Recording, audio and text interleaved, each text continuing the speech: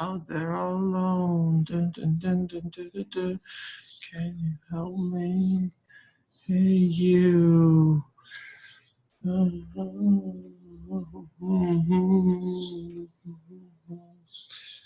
Hey, you. Du, du, du, du, du. The lunatic.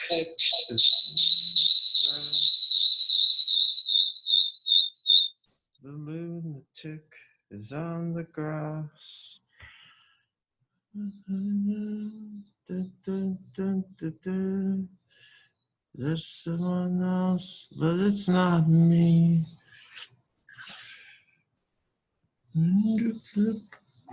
All right, just wait a few minutes. Hey, you. Out there all alone, always tweeting on your phone. Can you help me? Yeah. If you hear me muttering strange things, it's because I've got Pink Floyd lyrics stuck in my head. It all started with something that prompted me to think of that line, "The lunatic is in my head," and it just went from there.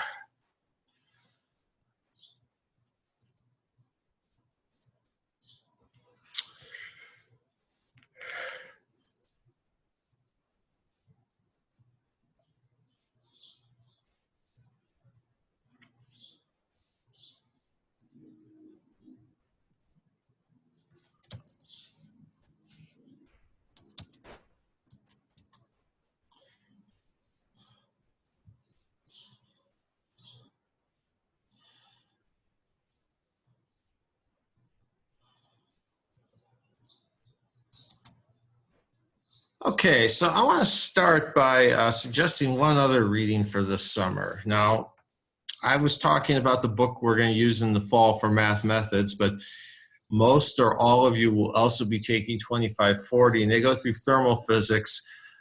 Sometimes they use the standard introductory book, which can get a little dry. I would strongly recommend reading volume 1 of the Feynman lectures, or specifically reading the chapters on thermal physics. So basically from chapter 39, kinetic theory of gases, to chapter 46, the Ratchet and Powell. There's a lot more stuff here that shows you the real significance of thermal physics. It's not all just dry examples of gas expansions. Like he talks about the exponentially decaying pressure in the atmosphere as you go up to higher altitudes. He talks about using that to derive the Boltzmann factor. His chapter on the Ratchet and Powell, a simple garage tool, but taking that garage tool, not just making it some dry thing of, oh, we're going to calculate this force, but using it as a model for irreversible motion and heat and randomness and Brownian motion. This is still considered a classic. It has inspired a lot of research into statistical physics over the past several decades. So I would strongly recommend studying the Feynman lectures if you want to get a sense of what thermal physics is really all about and what it's useful for. And with that, let's go back to relativity. And let's start by going through some more questions on relativity. So consider, oh great, it won't let me do this because I'm logged in from another device. All right. It's going to let me, it's still saying that, Christ.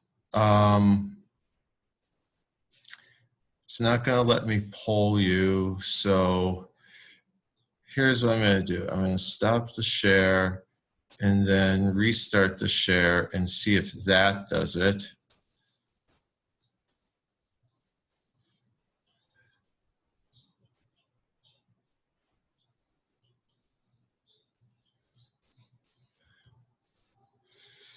And it's still saying that I'm logged in from another device, so it won't let me do it. And I really wanted to, well, with only a handful of people, all right, we'll just do it without the voting feature. So, particle of mass m.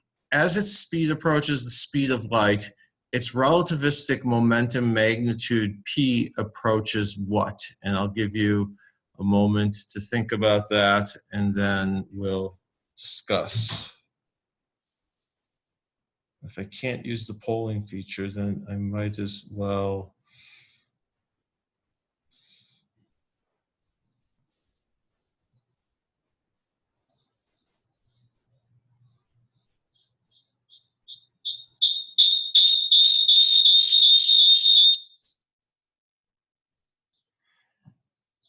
Okay, the options are infinity, MC, M, or 0. Now, if the relativistic momentum were just mass times velocity, then it would be MC or M, depending on what units we work in. But in fact, it's infinity because relativistic momentum is mv over the square root of 1 minus v squared. Any questions?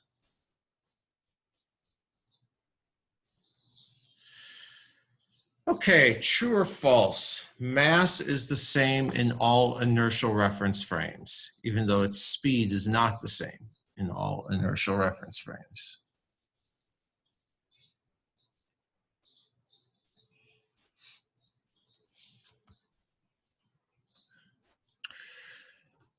Well, there's two ways to look at this. There's the answer that they give, that the publisher gives, that's defined to be frame independent. I don't really like that.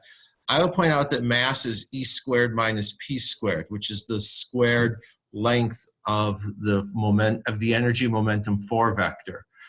And the squared length of a 4 vector is frame independent, so mass is frame independent. True or false? The components of the 4 momentum are the same in all reference frames.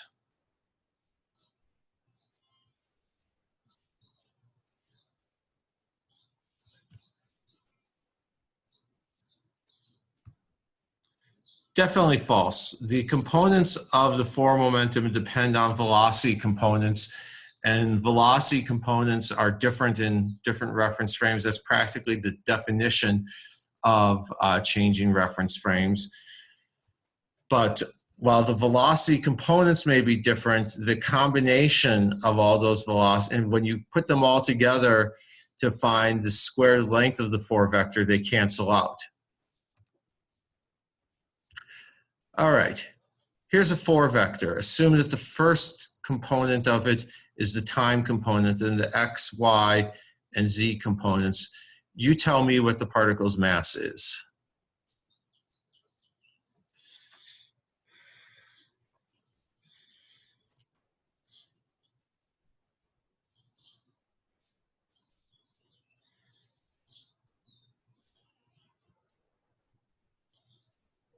Just take a moment to think about the relationship between mass and the components of a 4 vector.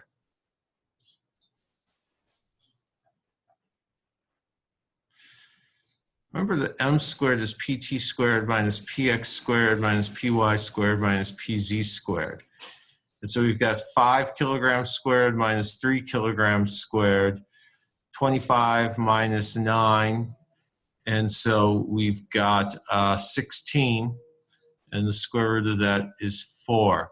Now, if this were not a relativistic 4 vector, if this were just a plain old vector, the way that mathematicians usually use that term in a 4-dimensional space, well, then a mathematician would start saying, what type of inner product and metric did I define? What kind of inner product and norm did I define? We're going to leave that alone and just say that if we're using the usual inner products and norms, then it would have been the square root of 34. But this isn't a regular old vector. This is a vector in 4-dimensional space-time.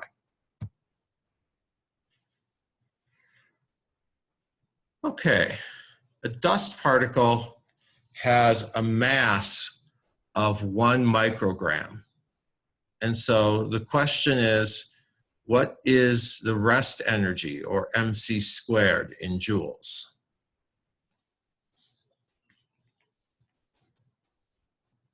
Be careful about the units.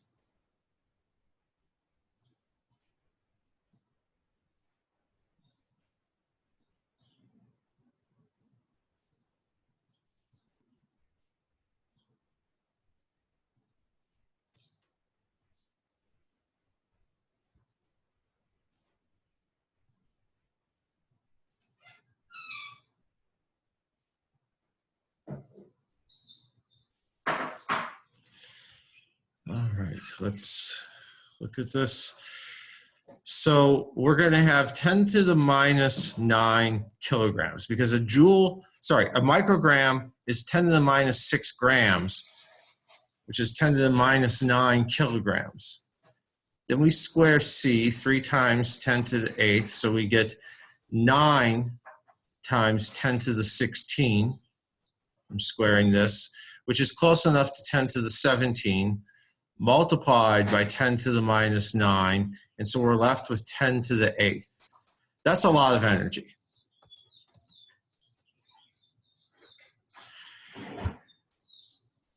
Okay, as a particle's speed approaches light, the difference between its relativistic momentum magnitude and the relativistic energy, and here we're talking about the 3-dimensional momentum, not the 4 momentum, the difference between the magnitude of P and the magnitude of E becomes small compared to the energy. True or false?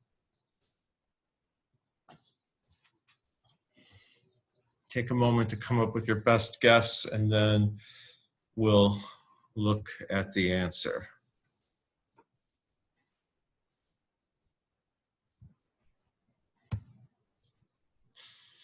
True, because E minus P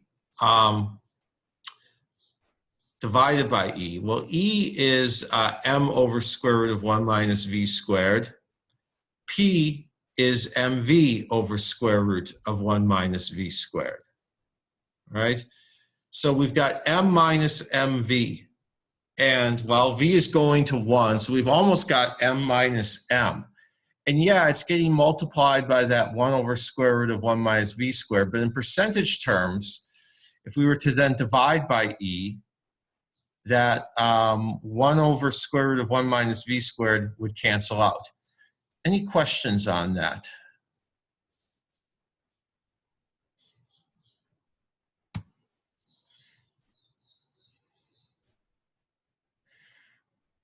Okay.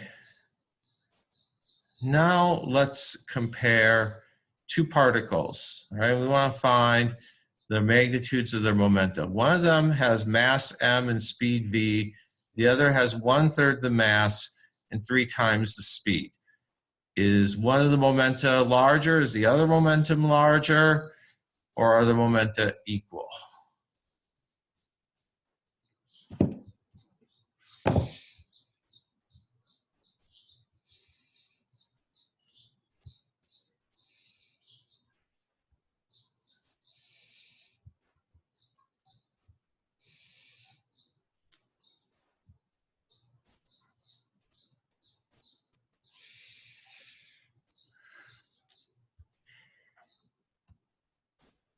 Oops. All right, well, it's mv over the square root of 1 minus v squared. Now, up top, m times v is the same as 1/3 m times 3v, so the numerators are the same. But the denominators are going to be different because they give an example. They say, what if v is 1/5? But we don't even have to do that. We could just say, all right, we've got 1 minus v squared. We're going to get something less than 1. We take its square root. We still got something less than 1. Or we could have 1 minus 9v squared if we use 3v. So now we've got something that's even further from 1. All right, we've got an even smaller number inside that square root sign. And the square root of an even smaller number is still smaller than the square root we had before. So as we increase the speed, even if we multiply the mass by 1/3, multiplying the speed by 3 does result in a larger momentum. Any questions?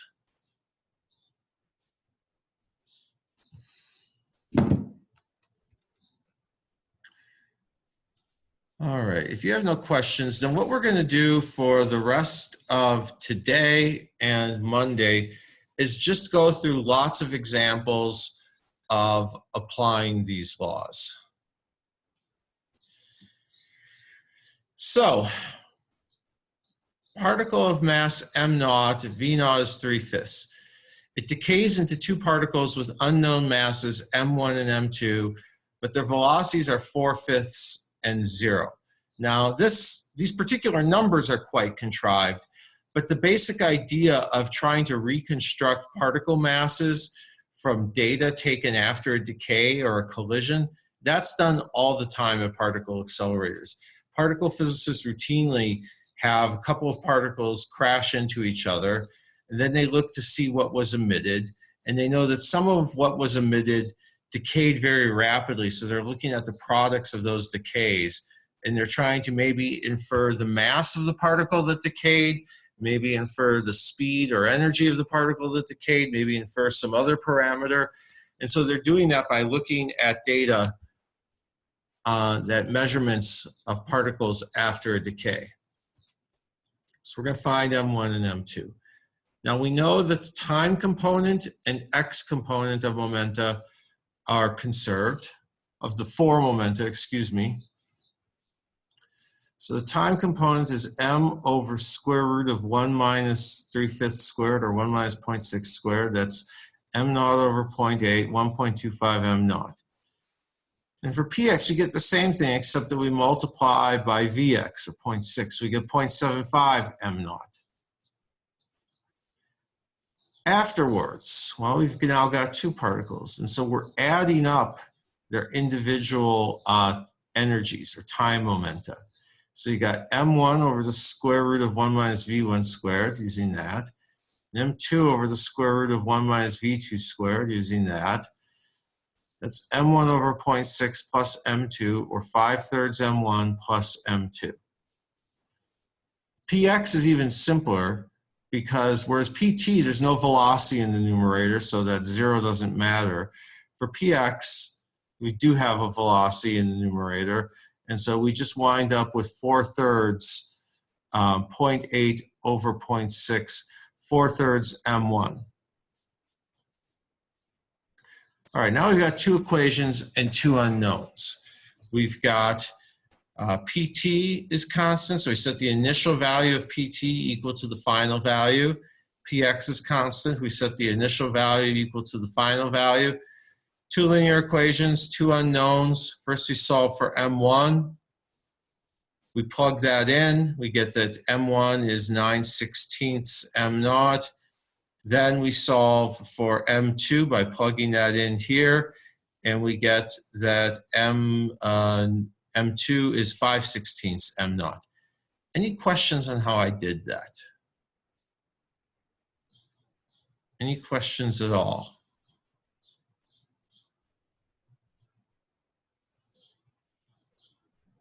No?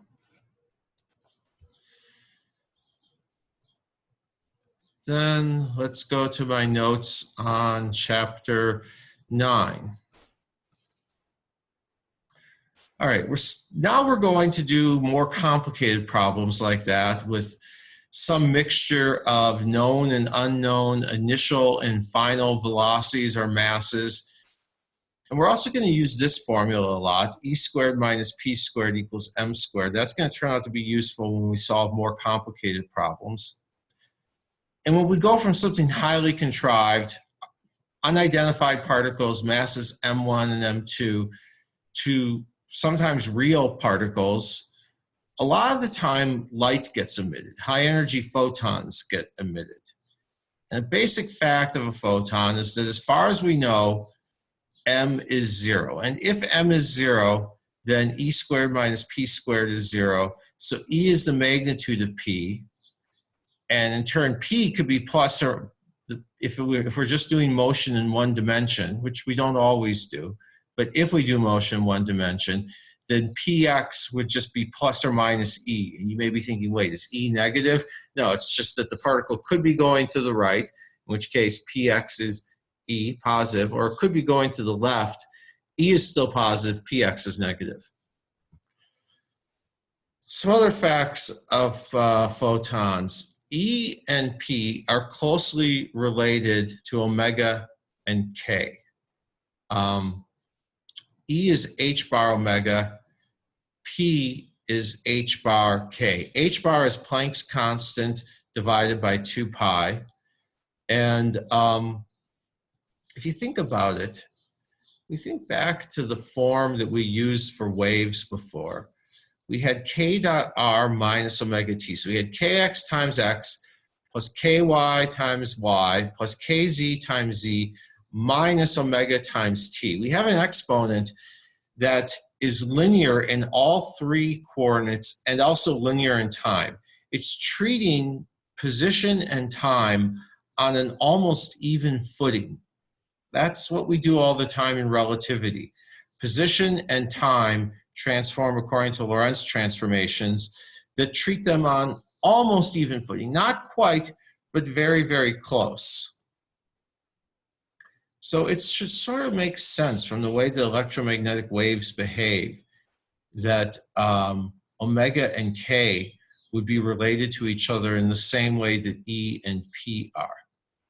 And interestingly, in quantum mechanics, if we plug in these definitions, P is h bar K, so K is P over h bar, E is h bar omega, so omega is E over h bar.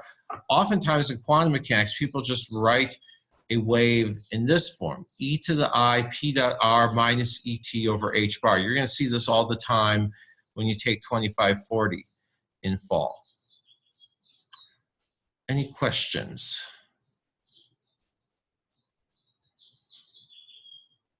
One other thing I should note is that I am saying that the mass of a photon is 0. That is a well-grounded assumption, but that is something that physicists continue to test to this day.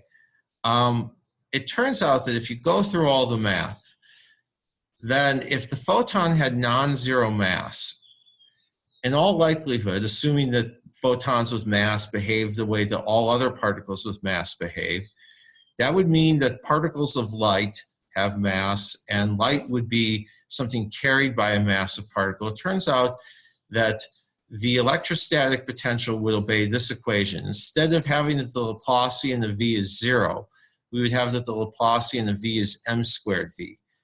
And so the potential of a point particle would decay as an exponential over r. It would be e to the minus mr over r. And you're thinking, wait, kilograms times meters? Well, in grown-up units, mass has units of inverse meters. Actually, in grown-up units, mass has units of energy, and distance has units of 1 over energy. And these are really, really grown-up units after you learn some quantum mechanics. In quantum mechanics, h bar is 1. In grown-up quantum mechanics, h bar is 1. Likewise, for electromagnetic waves, if we had a spherical wave spreading out in all directions, there would also be an exponential decay in there. And so one thing that people do is, I remember reading a paper in grad school where someone looked at radio waves in the ionosphere, basically an upper layer of the atmosphere, and argued that if photons had mass, then those waves in the ionosphere would behave slightly differently because of relationships like this. And so the mass of the photon must be something really, really tiny. It's also been noted that the galaxy has a magnetic field. And if electromagnetic fields, if the photon had mass, electromagnetic fields would decay exponentially. So the galaxy's magnetic field would be different. Now, this doesn't prove that the photon's mass is 0. But what it does prove is that the mass of the photon must be incredibly, incredibly tiny in order for the galaxy to have a magnetic field that behaves reasonably well. Any questions? If you take nothing else away from this, take away that in the physics community, even the most basic assumptions are constantly tested. You can get published in the top journals of the physics community for doing an experiment and getting results that are in no way, well, the precision of the results is new. But getting a basic physical finding that is in no way new, simply by proving that it's, by measuring it more accurately than anyone has measured it before. No one says, why are you revisiting that? That's an old thing. Everybody knows that the photon mass is 0.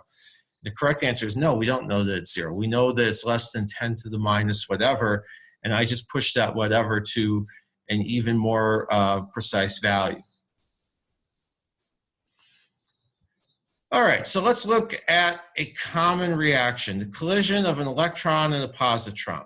A positron is exactly like an electron, except that its charge is positive. It has the same mass, the same spin, the same angular momentum, the same magnetic properties. Let me rephrase that, the same magnetic properties to many, many decimal places. People continue to test that as well. All of our known results are subject to testing and verification. When an electron and a positron collide, they produce 2 photons, not 1, but 2. And let's talk about why they produce 2. Let's pick a reference frame where the momentum of the electron and the momentum of the positron are equal and opposite, so they sum to 0. You can always find a reference frame like that. And that's called a center of mass frame. They use those all the times in particle physics. And in a center of mass frame, a whole bunch of calculations become easier. So before the collision, we had 2 particles, so 2 energies. We did have 2 momenta, but they sum to 0. Afterwards, we've got 2 photons with energies E gamma 1, E gamma 2, and P gamma 1x and P gamma 2x. And well, they're equal and opposite, so everything cancels out. But what if we only had, what if they decayed, what if they collided and produced 1 photon? Well, this was done in a center of mass reference frame. Total x component of momentum before the collision was 0. What direction should the photon travel in after the collision so that the momentum is still 0?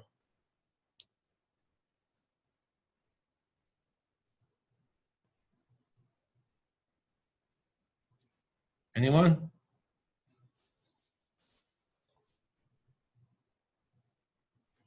There's no direction it could go in that would make this work. If we've only got 1 photon, then the x component of momentum will be non-zero. No 2 ways about it. So the x component of momentum is non-zero. Therefore, having only 1 photon screws everything up. You need to have 2 photons. Now you could say, why not 3? There's other things that go wrong if you have 3 photons. It involves the spin angular momentum of the particles. It's something you learn more about in quantum mechanics. So I can't really prove to you that a 3 photon decay is impossible. I can't prove it to you using what we've done so far.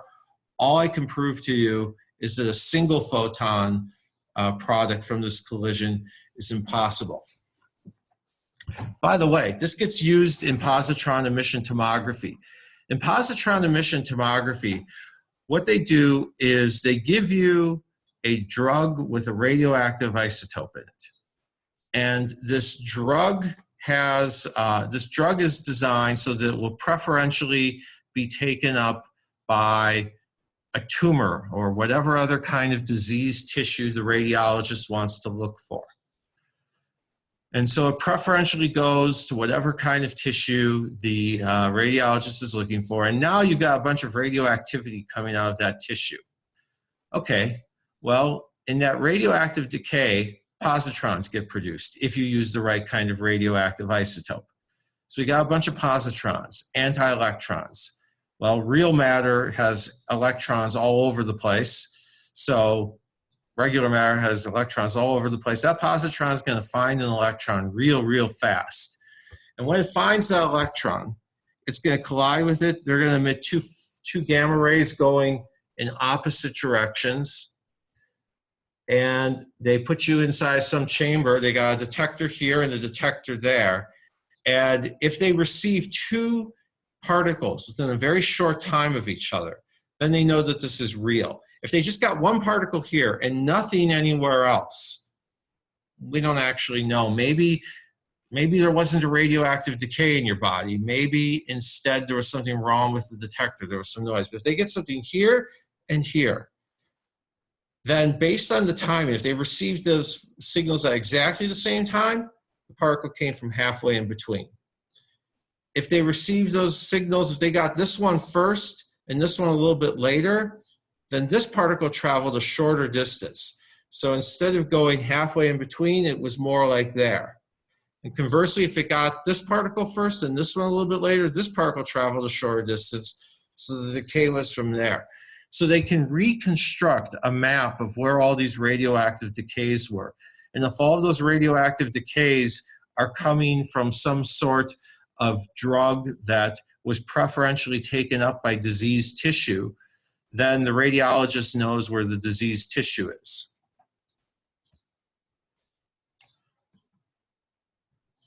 All right, let's talk a little more about the momentum of light. Let's compare with the momentum of an electron. So it turns out that an electron at 1% the speed of light has a kinetic energy of 25 eV roughly. And that's roughly the kinetic energy of an electron in the ground state of a hydrogen atom.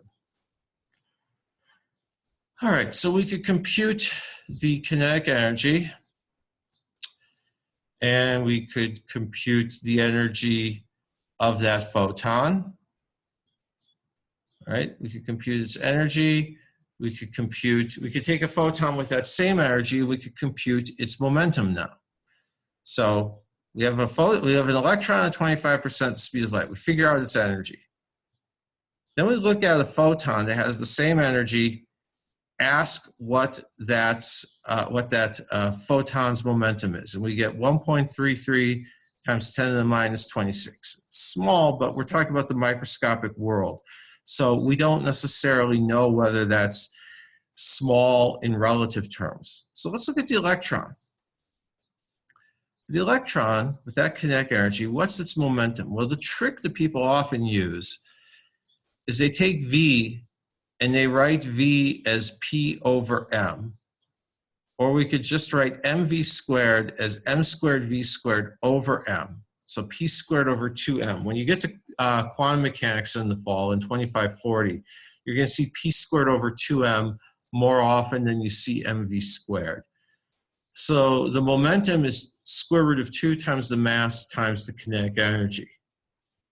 And if we plug in, what we get is that the electron with the energy of 25 eV has way more momentum than a photon with an energy of 25 eV. It has basically 200 times as much, because if we take 1.33 times 10 to the minus 26, first we multiply it by 2, we get almost 2.7. And then we multiply by 100 to change this exponent from minus 26 to minus 24.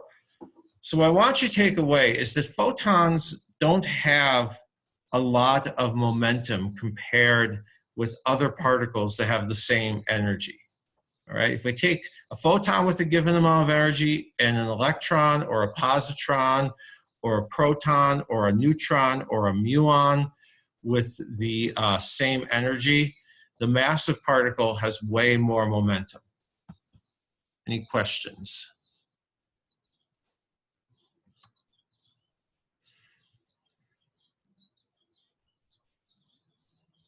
All right, mass in a system of particles. Two identical particles going in the same direction and at the same speed. Well, let's start with that. So the time component of momentum would be m over square root of 1 minus vx squared plus m over square root of 1 minus vx squared, or just 2 times m over that square root. The x component of momentum would be m times vx over that square root plus m times vx over that square root, or 2m vx over that square root. And if we compute pt squared minus px squared, we get 4m squared, which is the square of 2m. So lo and behold, the mass of this system is 2m. No great surprise. Why am I dwelling on it? Because now we reverse it. Now we have one of the particles going to the right and one of them going to the left. PT is the same as before, 2m over that square root, sometimes written as gamma. But the x component of momentum, well, that cancels. And mass squared is pt squared minus px squared minus py squared minus pz squared. So now we've got the square of 2m gamma, or 4m gamma squared, minus a bunch of zeros, which means that the mass is the square root of that, or 2m gamma. So if I have two particles going in opposite directions, this system suddenly has more mass than if the particles were going in the same direction. Here's the difference. We could think of the total energy of the system as the energy needed to create that system when it has zero momentum, plus the energy needed to give it momentum.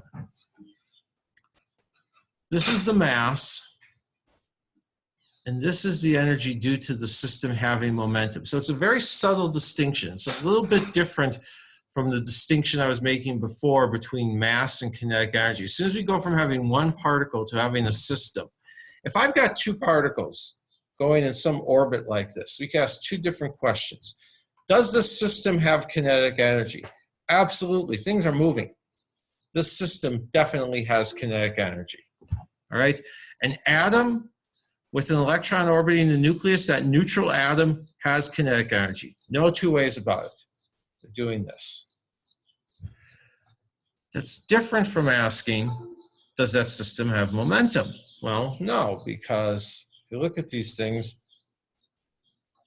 yeah, one of them is moving, the other one's moving. Their momenta are always equal and opposite. So in this case, there's net momentum. So the energy needed to impart the momentum is separate from the mass. This system has no net momentum. The individual pieces of the system have momentum. If I just wanted to ask a question about this particle right here, does that particle have momentum? Sure, it has momentum. Does this particle right here have momentum? Sure, it has momentum. Does this system have momentum? No, though that's the question we have to ask every time we do a problem like this. So for this one, to create this system with zero momentum, we have to first create these masses, and then we have to give them kinetic energy. Questions?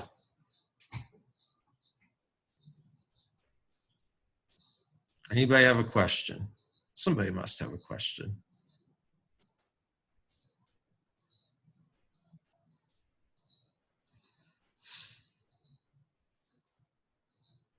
Well, now it gets weirder. An atom, to physicists, there are two kinds of atoms. There's hydrogen and there's the hard ones, right? To a chemist, there are, 100 something by now kinds of atoms. To a physicist, there's two kinds of atoms, hydrogen and the difficult ones. So let's take the only kind of atom we're comfortable discussing, hydrogen. Let's first imagine an electron and a proton very, very far apart. And I create this electron and proton, and they're both moving with some kinetic energy. And their momentum, the momentum of this system is zero, okay? And they're really far apart from each other. To create this system, I need mc squared for the electron, mc squared for the proton, two different m's, kinetic energy of the electron, kinetic energy of the proton. This system with them really far apart, that's the energy I need. So mc squared plus the kinetic energy. But what if I didn't create them really far apart? What if I created them very close to each other, going in an orbit? But then there's also the kinetic energy. And that kinetic energy is negative. which means that I need less energy to create a hydrogen atom with the electron and the proton bound to each other, going around like that, then I need to create an electron over here and a proton over there, even if the kinetic energy is the same. So a hydrogen atom has slightly lower mass than an electron and proton with kinetic energy far apart. Any questions?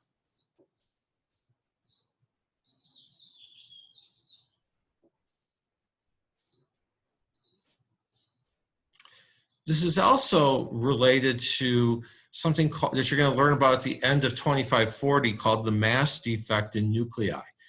People found that if we have, say, a deuterium nucleus, then a deuterium nucleus is just a proton and a neutron.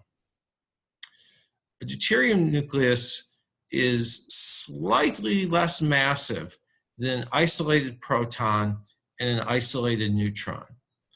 Because in that deuterium nucleus, the proton and neutron are bound to each other. They're interacting via a very strong nuclear force, which we will not discuss any details of because, frankly, I don't know the details of it. It's a specialized topic. But I know that it's a very strong force between them. So there's a whole lot of potential energy, negative potential energy. They're very deep in the potential energy well, all right? Think about lifting a rock out of a deep hole in the ground. Just the other day, I was lugging some heavy stuff up a tall hill, all right? At the bottom of the hill, the heavy stuff has negative potential energy relative to at the top. So it's hard to take that stuff from the ground to the top of the hill. Well, the proton and neutron in deuterium are the same way. They're at the bottom of a hill. It would take a whole lot of energy to pull them apart from each other, which would be like going up a hill. So deuterium has a smaller mass than an isolated proton and an isolated neutron. In fact, any nucleus has a smaller mass than if you took a whole bunch, took the same number of protons, all isolated from each other, all really far apart, and a whole bunch of neutrons, all isolated from each other, really far apart. The masses of all those particles together is less than the mass if you bring them, the masses of this total, the sums of all those masses is greater than the mass if you just bring all of those protons and neutrons together and bind them tightly. Somebody must have a question. There must be something confusing here.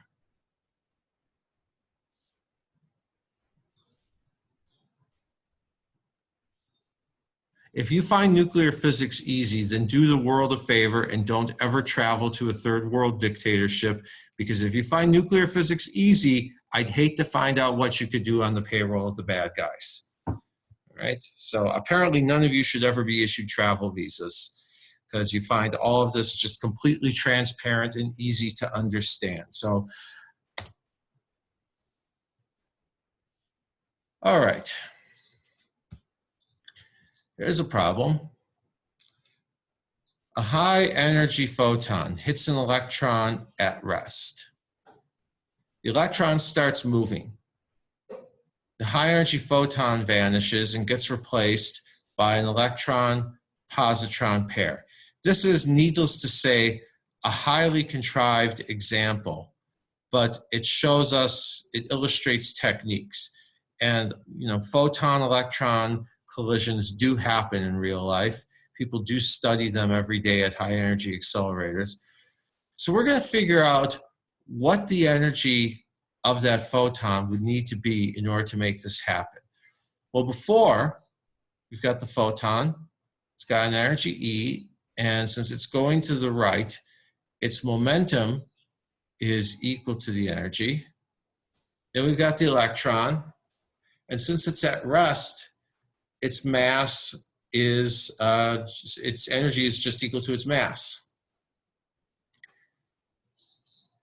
At the end, we've got our electrons all moving with energy, all moving at the same velocity. So the total energy of these electrons is EF. The total momentum is PF.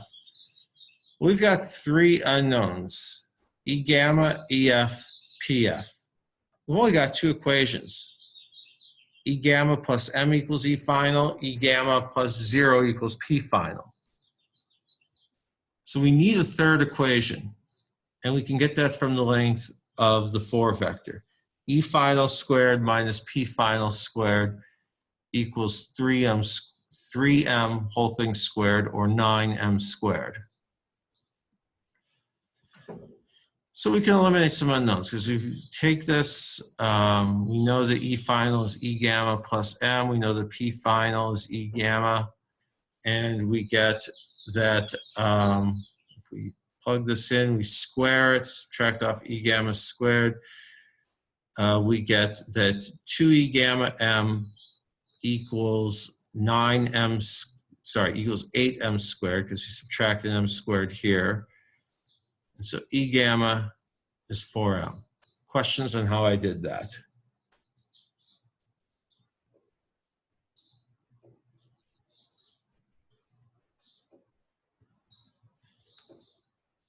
No questions? It's a real shame if you find all of this super simple, super easy, barely an inconvenience, to quote my favorite YouTube series, then it is a shame that they canceled all travel to Europe for research internships, because all of you could work at CERN.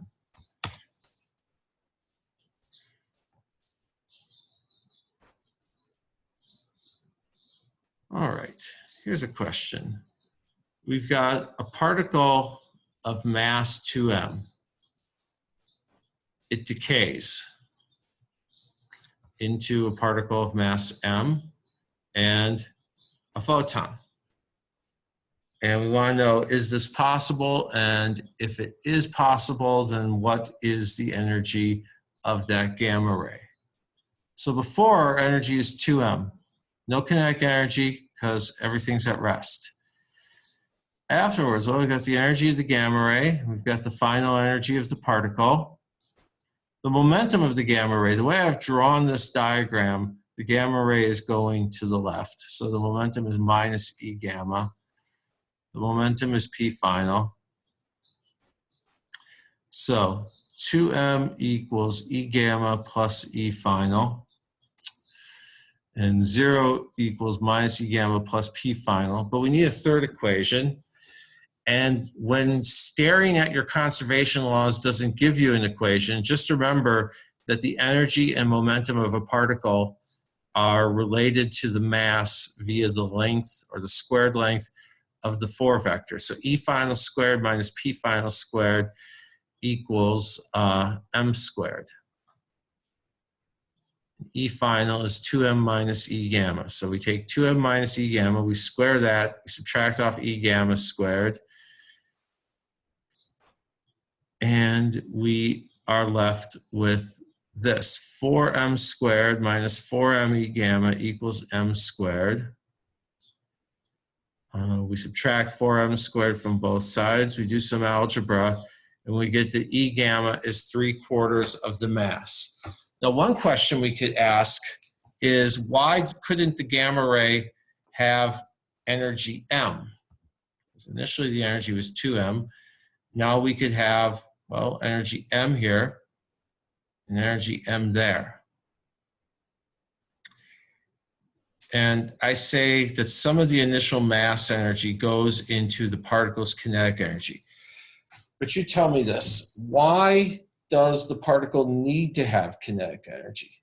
Why can't we just have a situation where the particle is created at the beginning, where the particle at the end has 0 kinetic energy? Any guesses? All of you find this easy. I mean, nobody's had any questions for me, so you must find this easy. So you must be able to answer this question. Come on. I promise not to bite your head off if you get it wrong.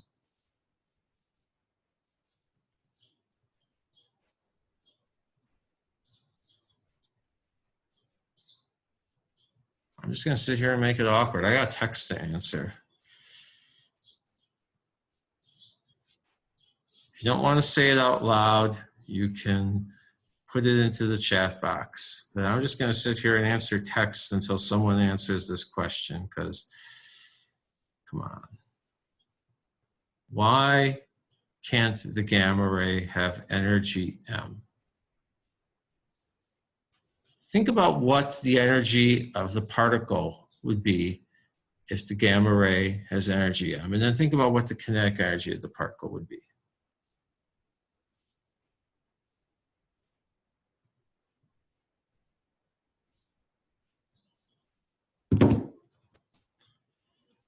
If the particle were to disappear before our eyes, then couldn't a gamma ray contain all of its energy? But if the particle is still existing, then how could the gamma ray possibly let the particle still exist and let it gain? Well, first of all, we've got a new particle. We had an old particle. That particle disappeared. It decayed into a gamma ray and a massive particle. Now, let's say that a massive particle is just sitting there, and then it's replaced by a gamma ray. Can a gamma ray stand still? Can the photon be stationary? No. No, photons always move at the speed of light. So this thing is moving, which means it has momentum. Initially, the momentum was 0. Now suddenly we've got a moving particle here. The only way that we can conserve the x component of momentum is if we have another moving particle whose x component of momentum cancels this out. All right, so if we've got a gamma ray, we must have at least one moving particle in the problem in addition to the gamma ray. We might have more than one, but we have to have at least one, which means that, first of all, this particle of mass 2m can't just decay into a single gamma ray. It will either have to decay into 2 gamma rays, which happens at the LHC at CERN in Switzerland. People study Higgs bosons decaying into 2 gamma rays. That's actually part of how the Higgs boson was detected in 2012. All right, so they have to, there has to be at least 2 particles. If we have a gamma ray and a massive particle, that massive particle has to be moving. And if this particle is moving, its energy has to be larger than m. Its energy is m plus kinetic energy.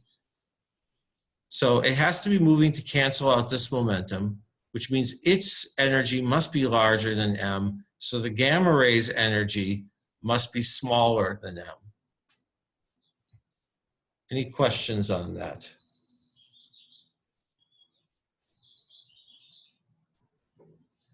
No, that made sense. Anyone else? Okay, then we are done for today. On Monday, we will continue solving problems of this sort.